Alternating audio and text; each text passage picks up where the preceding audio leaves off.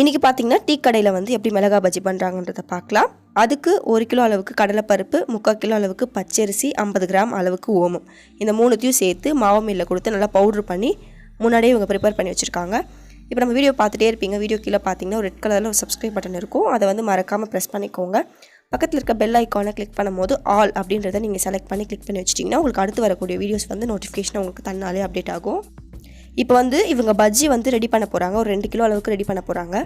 இவங்க ரெடிமேடாக ரெடி பண்ணி வச்சுருக்க மாவுலேருந்து 4 கை அளவுக்கு மாவை அள்ளி இன்னொரு பாத்திரத்துக்கு போட்டுக்கிறாங்க. இது கூடவே பார்த்திங்கன்னா 2 கை அளவுக்கு வந்து மைதா சேர்த்துக்கிறாங்க. பஜ்ஜிக்கு தேவையான அளவு உப்பு சேர்க்குறாங்க. உப்பு சேர்த்துட்டு காரத்துக்காக வந்து ஒரு 2.5 ஸ்பூன் அளவுக்கு வந்து வெறும் மிளகாத்தூள் மட்டும் சேர்த்துக்கிறாங்க.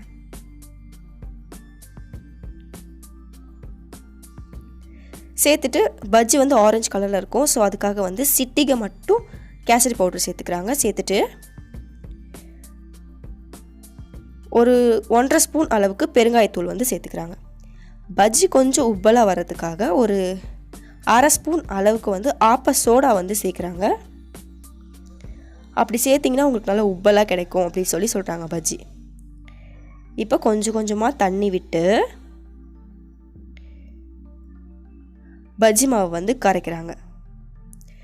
கிட்டத்தட்ட பார்த்தீங்கன்னா இட்லி மாவு எவ்வளோ இருகலாக இருக்குமோ அந்த அளவுக்கு ஃபஸ்ட்டு வந்து கரைச்சிட்டு அதில் இருந்து ஒரு கிளாஸ் அளவுக்கு தண்ணி சேர்த்து கொஞ்சம் லிக்விட் ஆக்குறாங்க.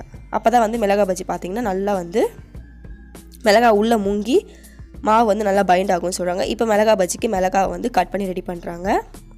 ரெடி பண்ணிவிட்டு மிளகாய் பஜ்ஜிக்குள்ளே வந்து டேஸ்ட் இருக்காது இல்லையா, அதுக்காக வந்து கொஞ்சமாக சால்ட் வந்து தடவிக்கிறாங்க. உள்ளே உப்பு சேர்த்துட்டோம்னா மிளகாய் பஜ்ஜிக்குள்ளே காரம் கம்மியாகி டேஸ்ட் நல்லாயிருக்கும்னு சொல்கிறாங்க. இப்போ எண்ணெய் காய வச்சாச்சு, மாவு ரெடி ஆகிடுச்சு.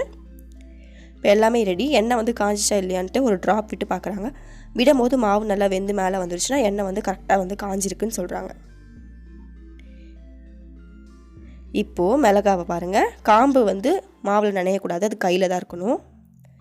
வெறும் அதோட உடம்பு பகுதியை மட்டும் மாவில் நல்லா முங்க வச்சு பஜ்ஜி போடுறாங்க. மாவோட பக்குவம் பாருங்கள், தண்ணி எந்த பதத்தில் வச்சுருக்காங்கன்றத கரெக்டாக இதை வீடியோவில் பார்த்து நீங்கள் வந்து வீட்டில் அதே மாதிரி செஞ்சு பாருங்கள். போடும் போதே பாருங்கள் பஜ்ஜி வந்து எண்ணெய்க்குள்ளே போகாமல் மேலேயே மிதக்குது. இந்த அளவுக்கு எண்ணெய் நல்லா காஞ்சிருந்தால் தான் உங்களுக்கு பஜ்ஜியோட பக்குவம் பார்த்திங்கன்னா நல்லா டேஸ்ட்டாக கிடைக்கும்.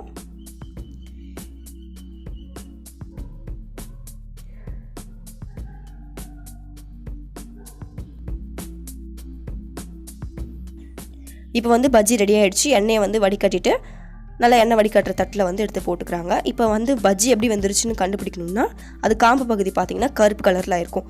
அந்த மாதிரி இருந்துச்சுன்னா பஜ்ஜி நல்லா வந்து வெந்துருச்சுன்னு சொல்கிறாங்க. ஸோ கண்டிப்பாக நீங்கள் வீட்டில் ட்ரை பண்ணி பாருங்கள். டேஸ்ட் எப்படி வந்து கமெண்ட்டில் சொல்லுங்கள். Bye friends.